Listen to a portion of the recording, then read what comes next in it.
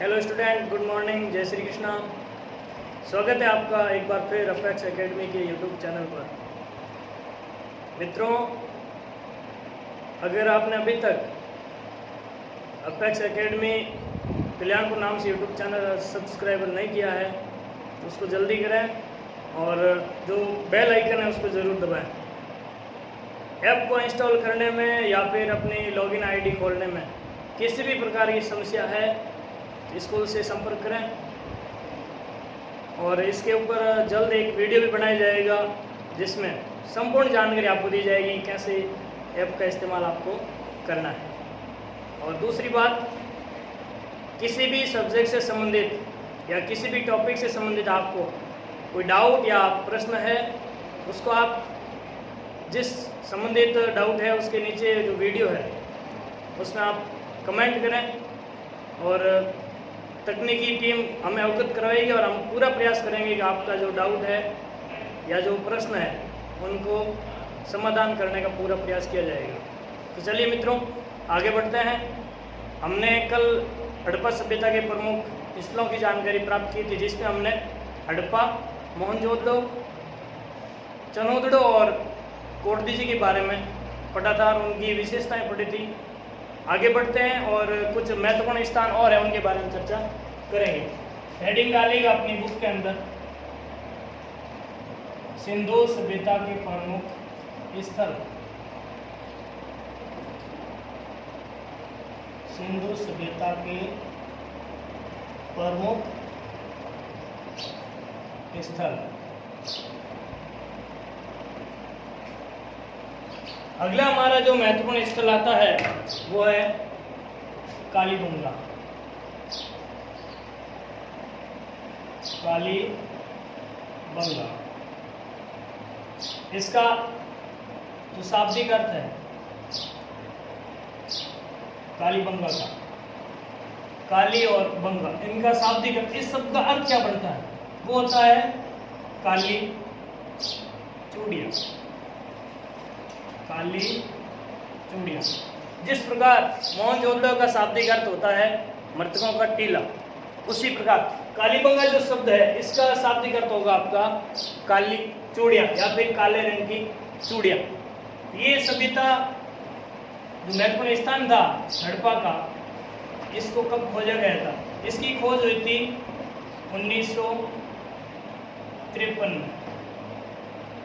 कब हुई थी मित्रों? 1953। और करने वाले थे आपके अमलानंद घोष। कालीबंगा सभ्यता की खोज या कालीबंगा जो स्थल था इसकी खोज 1953 में किसने की थी? अमलानंद घोष। और ये स्थान हमारे राजस्थान के हनुमानगढ़ जिले में घग्गर, जिसका प्राचीन नाम आता है सरस्वती, घग्गर जिसका प्राचीन नाम क्या है? सरस्वती। पुराने समय में जो सरस्वती नदी बहती थी राजस्थान के अंदर, जिसका वर्तमान नाम है आपका घग्गर, इसी घग्गर नदी के किनारे एक महत्वपूर्ण स्थल था हड़प्पा का। ये कौन सा था? कालीबंगा। किनारे हनुमानगढ़ जिले में। हनुमानगढ़ जिला हमारे राजस्थान का जिला है, में यह स्थित था। तो कालीबंगा जो स्थान था ये राजस्थान के हनुमानगढ़ जिले के अंदर घग्गर नदी के किनारे अवस्थित था। इतनी जानकारी आपको इसके बारे में रखनी है। तो खोज हुई थी 1953 में। इसको किसने खोजा था? अमलानंद घोष द्वारा। और ये घग्गर नदी के किनारे था। घग्गर का प्राचीन नाम अगर पूछा जाए तो आता है सरस्वती। और इस सरस्वती नदी का प्राचीन नाम अगर आपसे पूछा जाए तो उसका नाम आता है द्वषदती। और जिला कौन सा है? हनुमानगढ़, राज्य राजस्थान। यानी कि ये जो स्थान था ये हमारे भारत के अंदर था। डॉक्टर दशरथ शर्मा ने डॉक्टर दशरथ शर्मा ने कालीबंगा को, डॉक्टर दशरथ शर्मा ने कालीबंगा को हड़प्पा सभ्यता की तीसरी राजधानी बताई। एक इतिहासकार हुए थे डॉक्टर दशरथ शर्मा। इन्होंने कहा था कि साहब ये जो कालीबंगा स्थल है ये हड़प्पा सभ्यता की तीसरी राजधानी, तो पहली और दूसरी राजधानी हड़प्पा और मोहनजोदड़ो। अब यहाँ पर जब खोज हुई थी उसके बाद यहाँ पर उत्खनन हुआ था, इस सभ्यता का उत्खनन हुआ था आपके 1961 में। करने वाले थे बीबी लाल व बीके थापर। उत्खनन किसने किया था? बीबी लाल और बीके थापर द्वारा। कब किया था? 1961 में। तो जब यहाँ पर उत्खनन किया था उसी दौरान यहाँ पर बहुत सी चीजें प्राप्त हुई थी जिसके आधार पर इस सभ्यता के बारे में जानकारी अर्जित की थी। तो प्राप्त अवशेष, मित्रों इस सभ्यता से हमें कौन कौन सी चीजों के बारे में जानकारी मिली थी? एक तो यहाँ से मिला था आपके जुते हुए खेत के साक्षी, जुते हुए खेत के साक्षी, साक्षी मीन्स प्रूफ मिला था, प्रमाण मिला था कि यहाँ पर जो खेत थे वो कैसे थे? जुते हुए थे। ध्यान रखना, हल से जुते हुए खेत के साक्षी मिले ऐसा नहीं है, जुते हुए खेत के साक्षी मिले थे। कहाँ से मिले थे? कालीबंगा से। अन्य क्या क्या मिला था यहाँ पर? एक तो मिला था अलंकृत ईंटों वाला फर्श। जो फर्श होता है, आंगन होता है, वो अलंकृत ईंटों से बना हुआ था। एक मिले थे यहाँ पर आपके हवन कुंड, यज्ञ कुंड या हवन कुंड मिला था। कहाँ से मिला था? कालीबंगा से। नेक्स्ट मिला था यहाँ पर हवन कुंड के अलावा जो कालीबंगा सभ्यता थी, यहाँ पर एक तो कच्ची ईंटों से निर्मित मकान, कच्ची ईंटों से निर्मित मकान। हड़प्पा सभ्यता के जो जितने भी स्थान थे वहां पर मकान सारे सारे पक्की ईंटों से बनाए गए थे। लेकिन कालीबंगा में जो मकान थे वो किससे बने हुए थे? कच्ची ईंटों से। इसके अलावा यहाँ से मिला था युगल समाधि, यानी कि दो व्यक्तियों को एक साथ दफनाया गया था। ये साक्ष्य हमें कहाँ से मिला था? कालीबंगा से। इसके अलावा यहाँ से मिली थी मेसोपोटामिया सभ्यता की बेलनाकार मुहर। एक सभ्यता थी मेसोपोटामिया, दजला और फ्रात नदियों के बीच में, इराक और आधुनिक ईरान में। वहां पर एक सभ्यता थी पुराने समय में, मेसोपोटामिया। इस सभ्यता की बेलनाकार मुहर हमें कहां से प्राप्त हुई थी? आपके कालीबंगा से। इसके अलावा एक साथ कई फसलें उगाने के साक्ष्य, यानी कि यहाँ के लोग एक साथ बहुत सारी फसलें उगाते थे। उदाहरण के लिए जब हमारे यहाँ पर राजस्थान में या बाड़मेर जिले के अंदर जब खरीफ की फसल बोई जाती है तो कई बार आपने देखा होगा कि खेतों के अंदर बाजरे के साथ में मोट बो दिए जाते हैं या फिर बाजरे के साथ तिल बोए जाते हैं। मतलब एक साथ दो फसल आप कह सकते हो। इस प्रकार की एक साथ कई फसलें उगाने के साक्ष्य कहाँ से मिला था? हमको कालीबंगा से मिला था। तो कालीबंगा जो सभ्यता थी ये कहाँ पर थी? आपके हनुमानगढ़ जिले में। किस नदी के किनारे थी? घग्गर नदी किनारे। खोज कब हुई थी इसकी? 1953 में। खोज करने वाले कौन थे? अमलानंद घोष और दशरथ शर्मा ने इसको क्या कहा था? हड़प्पा सभ्यता की तीसरी राजधानी। इसके अलावा इसका उत्खनन हुआ था 1961 में बीबी लाल और बीके थापर के नेतृत्व में। यहाँ से हमें जुते हुए खेत के साक्ष्य मिले थे।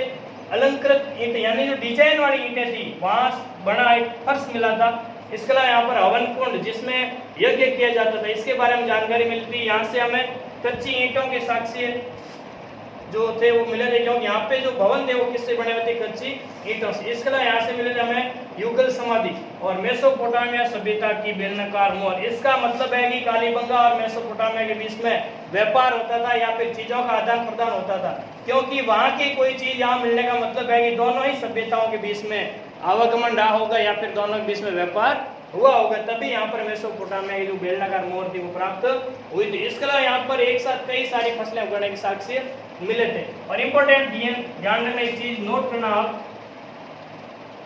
कालीबंगा व लोथल से शल्य चिकित्सा की जानकारी मिली। कालीबंगा और दूसरी सभ्यता है गुजरात में लोथल, इन दोनों स्थानों से कौन सी मिली थी, शल्य चिकित्सा, ऑपरेशन करने के बारे में जानकारी मिली थी। ध्यान रखना मित्रों, कालीबंगा से एक बालक की खोपड़ी मिली थी जिसके सिर में कम से कम 6 छेद थे। इसमें इतिहासकारों ने ये अनुमान लगाया कि वो 6 जो छेद थे वो जरूर ऑपरेशन करने के दौरान किए गए थे।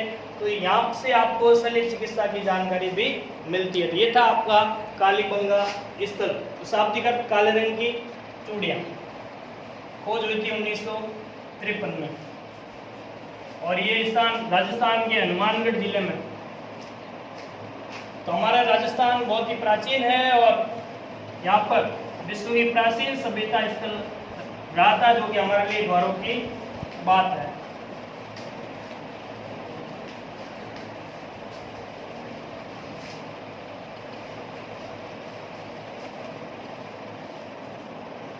नेक्स्ट आता है मित्रों हमारा लोथल।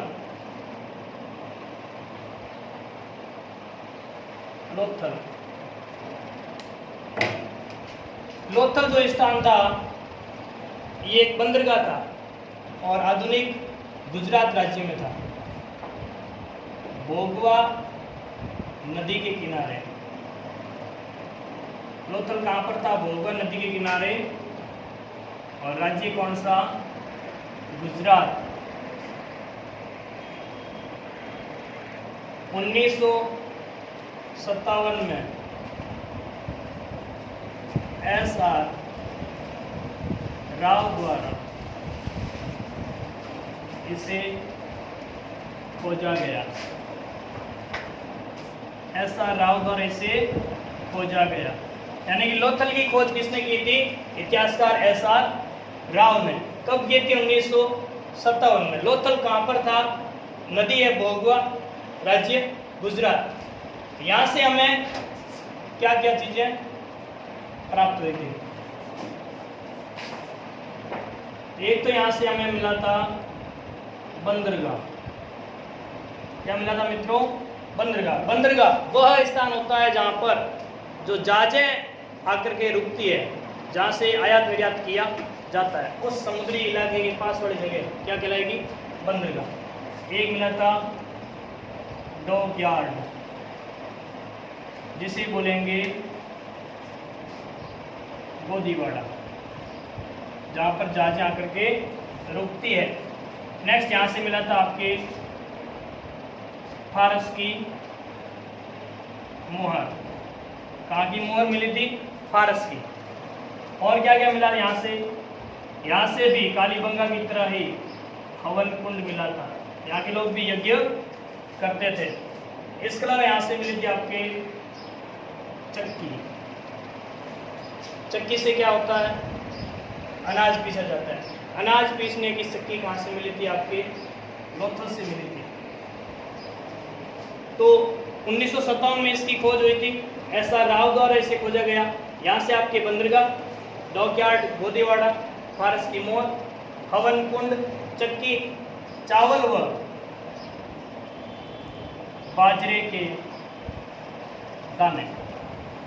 क्या मिले थे मित्रों, चावल व बाजरे के दाने। इसके अलावा कालीबंगा की तरह यहाँ से भी शल्य क्रिया के साक्षी, शल्य क्रिया के साक्षी। ये सारी जानकारी हमें कहाँ से प्राप्त होती है? लोथल से होती है। लोथल से पश्चिमी एशिया के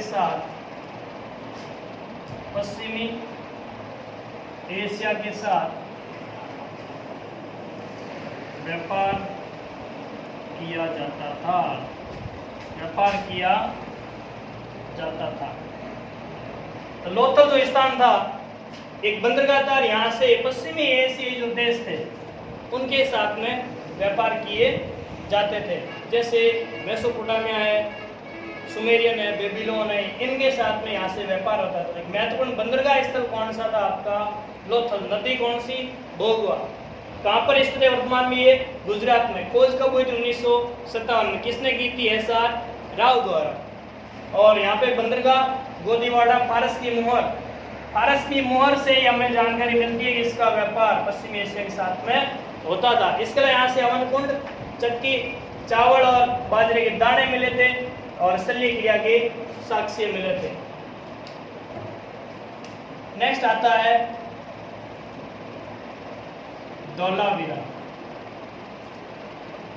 धौलावीरा। ये भी सभ्यता स्तर एक महत्वपूर्ण स्थान था। ये भी आपके गुजरात में था। कहाँ पर था मित्रों? ये गुजरात में। और इसकी हुई थी आपकी खोज हुई थी 1967-68 में। किसके द्वारा हुई थी? डॉक्टर जगपति जोशी या doctor GP Joshi. Doctor Jagpati Joshi द्वारा किसकी खोज की गई थी? धौलावीरा की खोज की थी। धौलावीरा कहाँ पर था? गुजरात में।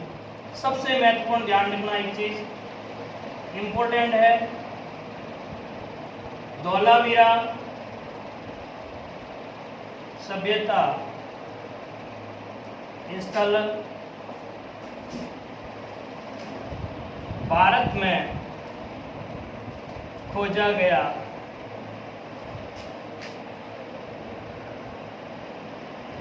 हड़प्पा सभ्यता का सबसे बड़ा स्थल है। भारत के अंदर हड़प्पा सभ्यता का सबसे बड़ा स्थान कौन सा है? उत्तर क्या होगा? धौलावीरा। नोट डाल के लिखना, हड़प्पा सभ्यता का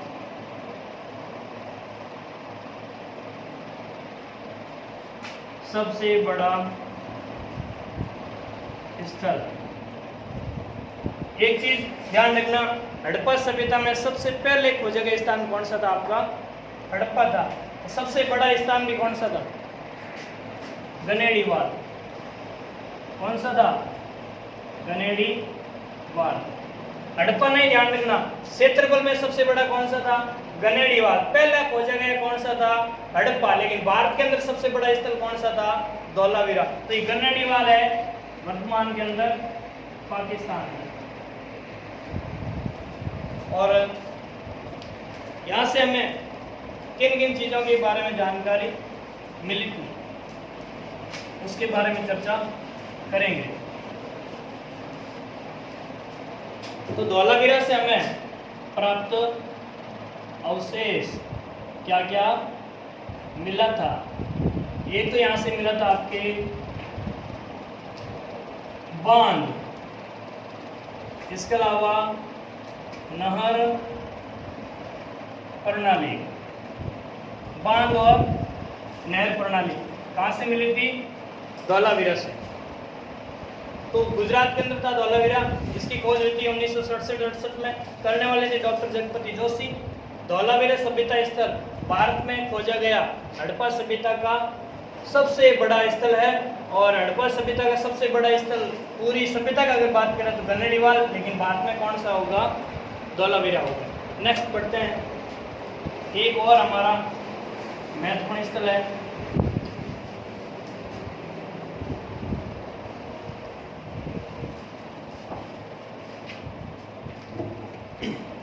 वो है आपका बनावली।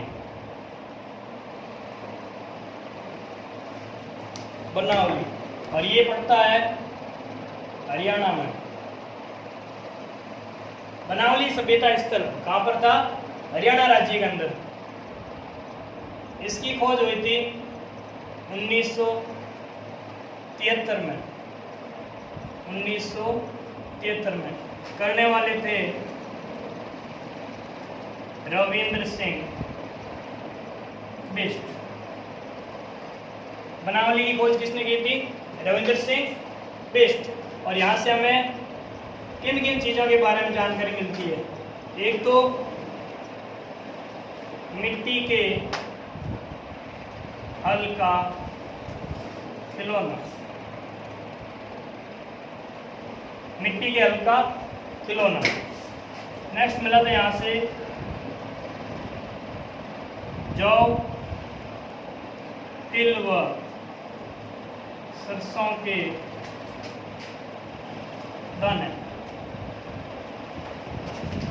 जौ, तिल और सरसों के दाने, इसका मतलब यहाँ के लोग इन सभी जो फसलें थी इनकी खेती करते थे। एक यहाँ से मिला था आपके तांबे का बाणाग्र।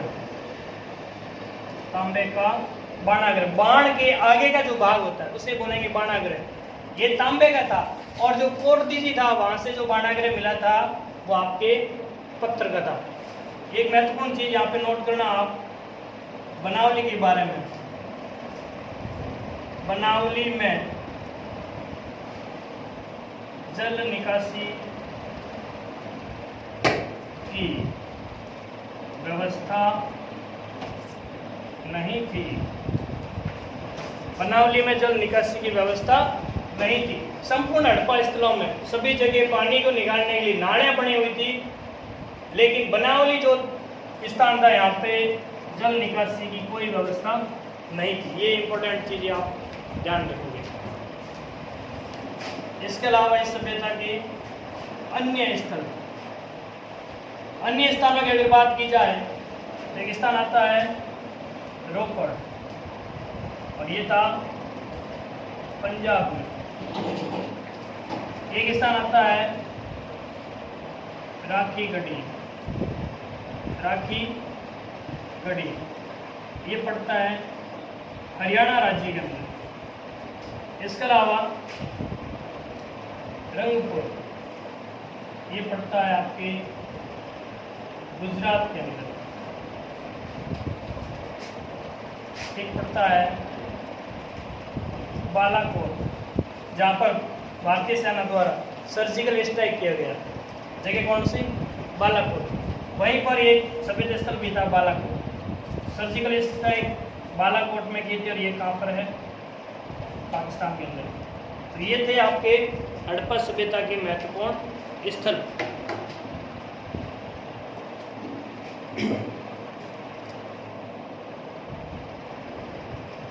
तो चलिए दोस्तों, अगली जो क्लास होगी हमारी नेक्स्ट क्लास के अंदर इसके बारे में डिस्कस करेंगे।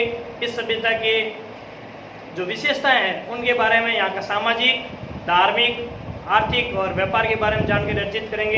ये भी जानेंगे कि इतनी जो महत्वपूर्ण सभ्यता थी इसका पतन किस प्रकार हो गया था। इन सब के बारे में नेक्स्ट क्लास में डिस्कस करेंगे। और जितना आपको पढ़ाया गया है उसको आप निरंतर घर पर पढ़ाई करेंगे और चैनल को सब्सक्राइब करेंगे। अगर किसी के घर में एंड्रॉयड मोबाइल नहीं है तो जियो वाला मोबाइल हर घर में होगा। उसके अंदर ऐप डाउनलोड भले ही मत करना, लेकिन यूट्यूब चलता है, वहाँ पर आप जाओगे और सर्च करोगे अपेक्स एकेडमी कल्याणपुर, वहाँ पे आपको यूट्यूब मिलेगा, उसको आप सब्सक्राइब करेंगे। उसके बाद में सभी क्लास के वीडियो आपको वहाँ पर उपलब्ध हो जाएंगे। और किसी भी प्रकार की कोई समस्या हो तो कमेंट बॉक्स में ज़रूर बताएंगे, और हम आपके सभी डाउट को क्लियर कराएंगे, भरसक कोशिश करेंगे। तो चलिए, आपको आज यहीं छोड़ के जाते हैं। अगली क्लास में और चर्चा करेंगे। तब तक अपने घर पे रहिए। आपका दिन शुभ हो।